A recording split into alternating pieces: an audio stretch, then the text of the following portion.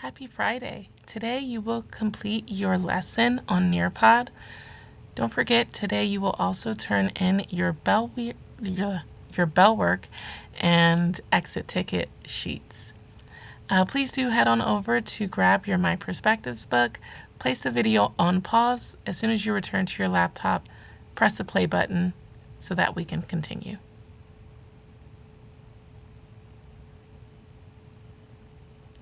So today's objective, I will synthesize key events and analyze how the theme of resilience develops across scenes 1 through 3. The success criteria, I can summarize events, I can use text evidence to support my ideas, and I can explain what the text teaches us about the human spirit. The essential question is, what do stories of resilience teach us about the human spirit? This is also a nod to the prompt question, also known as the essay that you guys will be writing in just a few weeks. So today's essential question is just that mental preparedness for the upcoming essay. Period 2, your bell work looks a little different.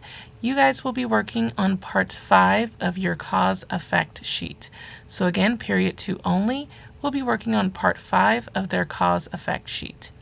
However, all other class periods, being class period number 1, 3, 4, 5, and 6, you are going to locate the section for bell work labeled as 102425. The prompt is to list one moment from the play so far that showed resilience. Why did it stand out to you? I provided a sentence frame on the side to help you fill in your response. Please do use this sentence frame. And again, period 2, you are working on your cause-effect statements. You guys will have 3 minutes and I'll start the timer.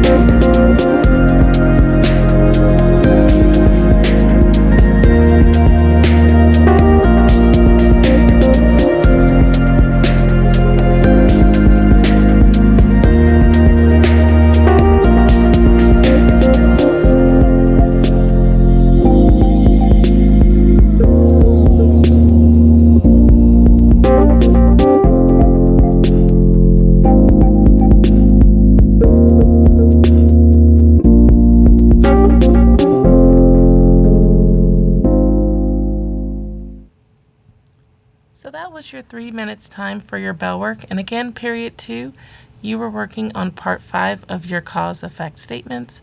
All other periods were following the date 10/24/25 for their bell worksheet. So today we're going to talk about synthesize. To synthesize means to put ideas together to understand a bigger message. In the Diary of Anne Frank, each scene shows resilience in a different way, through hope, family support, and courage. When we combine these examples, we can see how the story teaches us about the human spirit. Earlier this week, we had talked about scenarios, experiences, or events, and how those scenarios, experiences, and events create concepts that build to the theme of the text. So if we're looking here at my chart, I have scenarios on the left-hand side, and on the right-hand side, I have concepts. As I speak about each scenario, I will reveal the concepts, establishing what is that theme that is being built up. So first scenario, a parent and child talk through a problem instead of yelling. The theme or the concept is building trust through communication. In other words, the parent and child are learning how to build their trust by appropriately using their words. Second scenario, a brother gives up his free time to help fix the car. So again, what is that concept or the theme? Offering practical help. Now we've seen this one before, especially as we've already begun the process of establishing concepts that are taking place in the Diary of Anne Frank. So offering practical help is when you yourself, or maybe even someone that you know, is willing to do something for the benefit and support of others. The third and final scenario would be a friend reminds another not to give up on their goals. So what would be the concept or the build up to that theme? Encouraging perseverance. In other words, perseverance is that ability to keep going even when something in front of you is very difficult. Goals sometimes can feel extremely difficult, especially when there are factors in place that allow you to not feel like you're able to achieve your goal. But that doesn't always necessarily mean that you should give up. It means that you should continue persevering, in other words, pushing yourself forward.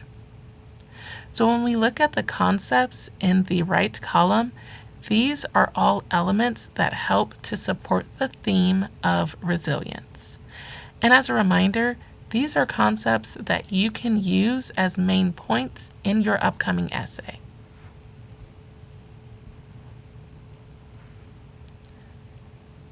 So on the next slide, you will match scenarios from scene 1 through 3 of the Diary of Anne Frank to a concept. Remember, these concepts can be the main point that you choose to include in your essay. With it also being said, these are not the only concepts that come to life during our reading of the text. As we continue reading the text, you'll want to get familiar with understanding how can I take each scenario, event, or experience and establish a concept that connects to the theme of resilience.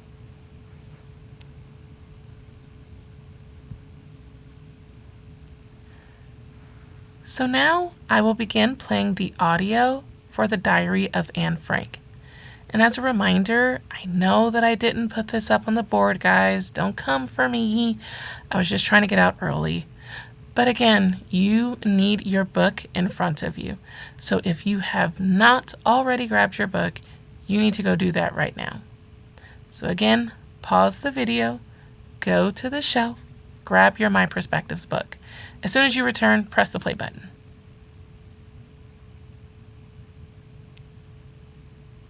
Okay, so you are going to open your book to page 176, scene 3, line 1. Again, that is page 176, scene 3, line 1. I am going to play the audio, and as I play the audio, there are a couple of things that we need to do. First, we need to be prepared to answer the comprehension check questions for Scene 3. We also need to be prepared to add annotations to the double entry journal.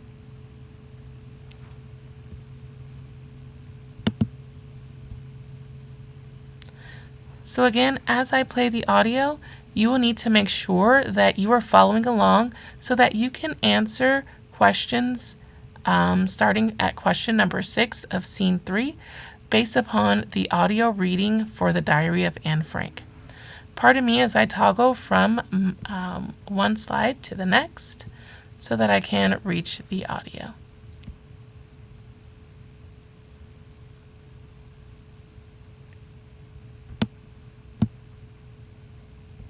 Scene 3. It is a little after 6 o'clock in the evening, 2 months later. Margot is in the bedroom at the right, studying. Mr. Van Daan is lying down in the attic room above. The rest of the family is in the main room. Anne and Peter sit opposite each other at the center table, where they have been doing their lessons. Mrs. Frank is on the couch. Mrs. Van Daan is seated with her fur coat, on which she has been sewing, in her lap. None of them are wearing their shoes. Their eyes are on Mr. Frank, waiting for him to give them the signal which will release them from their day-long quiet. Mr. Frank, his shoes in his hand, stands looking down out of the window at the back, watching to be sure that all of the workmen have left the building below. After a few seconds of motionless silence, Mr. Frank turns from the window. It's safe now. The last workman has left. There is an immediate stir of relief. Whee! Anne, I'm first for the WC. She hurries off to the bathroom. Mrs. Frank puts on her shoes and starts up to the sink to prepare supper.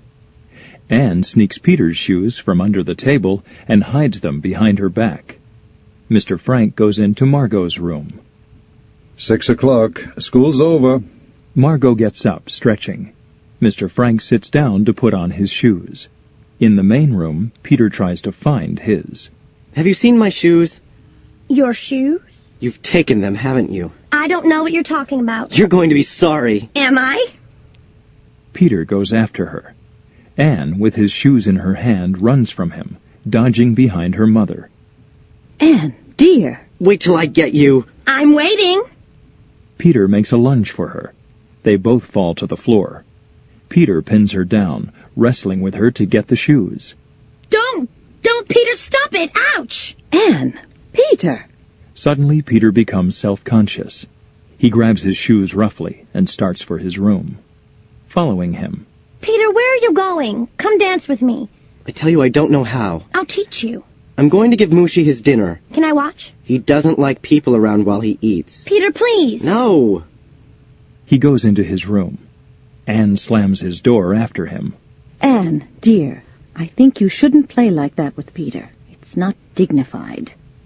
Who cares if it's dignified? I don't want to be dignified. Mr. Frank and Margot come from the room on the right. Margot goes to help her mother. Mr. Frank starts for the center table to correct Margot's school papers. You complain that I don't treat you like a grown-up, but when I do, you resent it. I only want some fun. Someone to laugh and clown with. After you've sat still all day and hardly moved, you've got to have some fun. I don't know what's the matter with that boy. He isn't used to girls. Give him a little time. Time? Isn't 2 months time? I could cry. Catching hold of Margot. Come on, Margot, dance with me. Come on, please. I have to help with supper. You know, we're going to forget how to dance. When we get out, we won't remember a thing. She starts to sing and dance by herself. Mr. Frank takes her in his arms, waltzing with her. Mrs. Van Daan comes in from the bathroom. Next. She looks around as she starts putting on her shoes. Where's Peter? As they are dancing. Where would he be? He hasn't finished his lessons, has he? His father'll kill him if he catches him in there with that cat and his work not done. Mr. Frank and Anne finish their dance. They bow to each other with extravagant formality. Anne, get him out of there, will you? At Peter's door. Peter? Peter? Opening the door a crack. What is it? Your mother says to come out. I'm giving Mushi his dinner. You know what your father says. She sits on the couch, sewing on the lining of her fur coat. For heaven's sake, I haven't even looked at him since lunch. I'm just telling you, that's all. I'll feed him. I don't want you in there. Peter! Then give him his dinner and come right out, you hear? He comes back to the table. Anne shuts the door of Peter's room after her and disappears behind the curtain covering his closet. Now, is that any way to talk to your little girlfriend? Mother, for heaven's sake, will you please stop saying that? Look at him blush. Look at him. Please, I'm not... Anyway, let me alone, will you? He acts like it was something to be ashamed of. It's nothing to be ashamed of to have a little girlfriend. You're crazy. She's only 13. So what? And you're 16. Just perfect. Your father's 10 years older than I am. I warn you, Mr. Frank, if this war lasts much longer, we're going to be related, and then... Mazel tov. Deliberately changing the conversation. I wonder where Meep is. She's usually so prompt. Suddenly, everything else is forgotten as they hear the sound of an automobile coming to a screeching stop in the street below. They are tense, motionless in their terror. The car starts away. A wave of relief sweeps over them. They pick up their occupations again. Anne flings open the door of Peter's room, making a dramatic entrance. She is dressed in Peter's clothes. Peter looks at her in fury. The others are amused. Good evening, everyone. Forgive me if I don't stay. She jumps up on a chair. I have a friend waiting for me in there. My friend Tom, Tomcat. Some people say that we look alike. But Tom has the most beautiful whiskers, and I have only a little fuzz. I am hoping in time... All right, Mrs. Quack Quack. Peter! I heard about you. How you talked so much in class they called you Mrs. Quack Quack. How Mr. Smitter made you write a composition. Quack Quack, said Mrs. Quack Quack. Well, go on. Tell them the rest. How it was so good he read it out loud to the class and then read it to all his other classes. Quack, quack, quack, quack, quack. Anne pulls off the coat and trousers. You are the most intolerable, insufferable boy I've ever met. She throws the clothes down the stairwell. Peter goes down after them. Quack, quack, quack. That's right, Anneke. Give it to him. With all the boys in the world, why I had to get locked up with one like you. Quack, quack, quack. And from now on, stay out of my room. As Peter passes her, Anne puts out her foot, tripping him.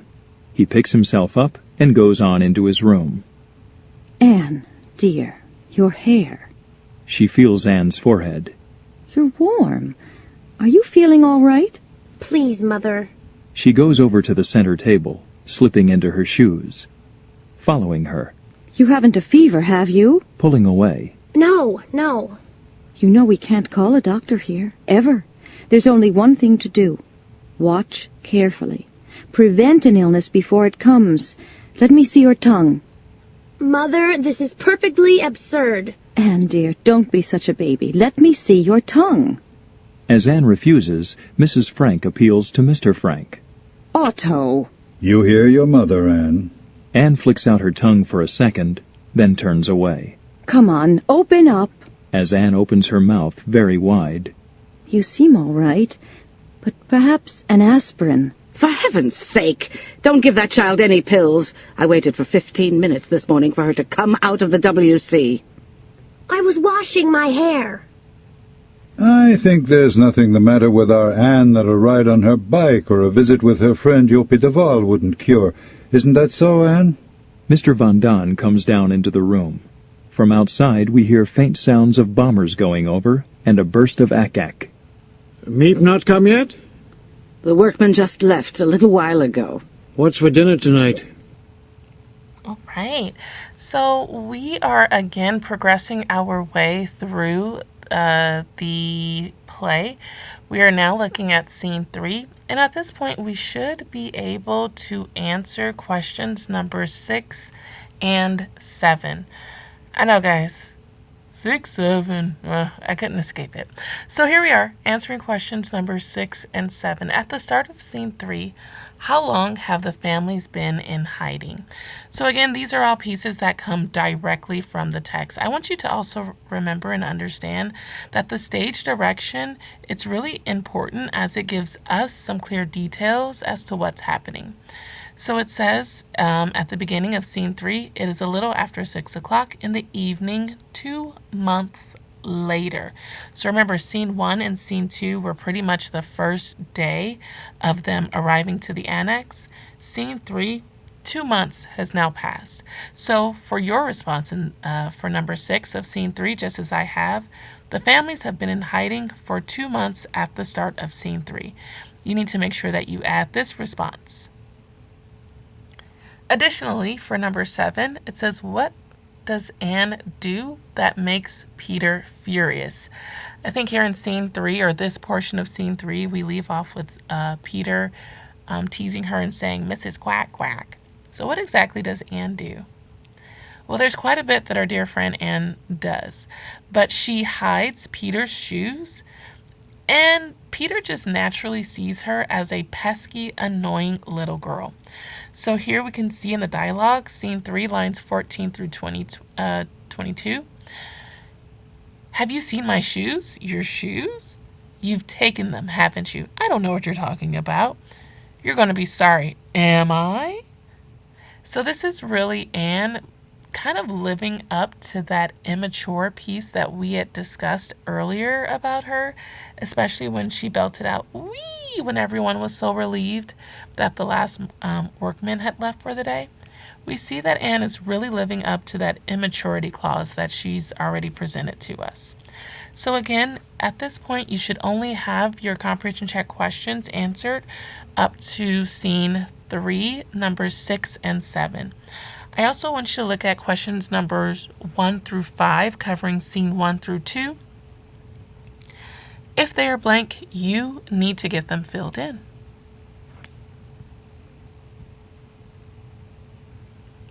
So now we're going to come to the double entry journal. Now, period 2, your double entry journal setup looks a little different from mine, but I do want you to read through the prompts, and I do want you to mark the responses that fit best for your prompts.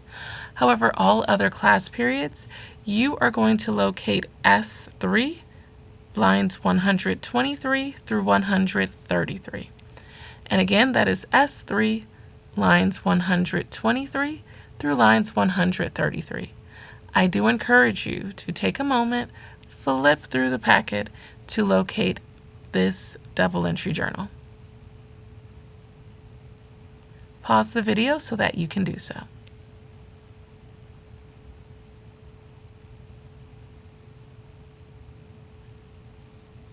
So now that you have found line 123 through 133 of scene 3, I want you to add the headings just the same way that I have. So you should have at the very top POV for point of view. You should then follow that with Mr. Von Don's tone and then Mrs. Von Don's tone. Now I know that we have not read up to this line or section within scene 3, but that's okay because we're at least getting a little glimpse of what you're going to experience, and then on Monday we'll finish out the remaining pieces of scene 3. So we're now going to read the dialogue, and I'm going to read it out loud for you, and you are going to add the notes to your double entry journal. Oh, I don't mind. Our house was always swarming with boys. When I was a girl, I had, oh God, not again. Shut up. One summer, we had a big house in Hulverson. The boys came buzzing around like bees around a jam pot. And when I was 16, we were wearing our skirts very short those days. And I had good-looking legs. I still have them. I may not be as pretty as I used to be, but I still have my legs. How about it, Mr. Frank? All right, we see 'em. I'm not asking you, I'm asking Mr. Frank. Mother, for heaven's sake. Oh, I embarrass you, do I? Well, I just hope the girl you marry has as good My father used to worry about me. With so many boys hanging around, he told me if any of them gets fresh, you say to him, 'Remember, Mr. So-and-so, remember, I'm a lady.' Remember, Mr. So-and-so, remember, I'm a lady." Look at you, talking that way in front of her. Don't you know she puts all that down in that diary? So, if she does, I'm only telling the truth. So here we see that Mrs. Von Don starts off the scene with her dialogue, and we also see some interactions, majority with Mr. Von Don. We do see that she interacts with Peter, Frank, and Anne, but the majority of the interaction is once again between Mr. and Mrs. Von Don. Now, earlier in scene 2, we established that Mrs. Von Don was a little anxious. And Mr. Von Don was optimistic. Like, no, don't think that way. Let's just think the best of whatever situation we're in. So let's see if they're still kind of carrying on that same cooperative connection with each other. So in this, I see a couple of things. The first thing I want to bring to light is that Mr. Von Don sounds really annoyed and irritated, whereas Mrs. Von Don, she sounds sassy and sarcastic. The reason being is because Mr. Von Don says things like, "Oh God, not again." And then Mrs. Von Don responds back with, "I'm not asking you. Oh, I embarrass you, do I?" So these are some good indicators, as it really helps to establish the tone of these two individuals. So again, Mr. Von Don is annoyed or irritated. Mrs. Von Don is sassy and sarcastic. So all other periods besides period 2, go on ahead and you're going to add this annotation to the double entry journal for scene 3, lines 123 through lines 133. We also have to understand that when we talk about point of view, we're essentially asking ourselves as the reader, who is sharing this detail? Well, every circle that you see indicates that the character is speaking to their own experience. So this again is first person. Whenever we see that the dialogue is immediately connected to the character, that is going to be first person.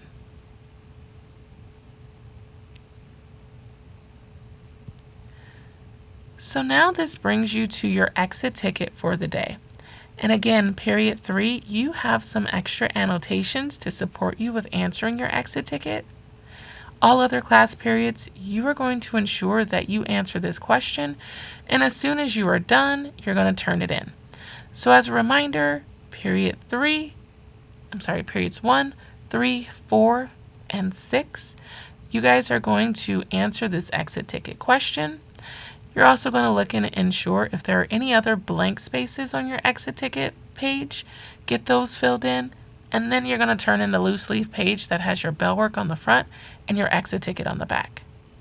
For period 2, you guys are going to, again, locate the exit ticket box with today's date, which is 10/24/25.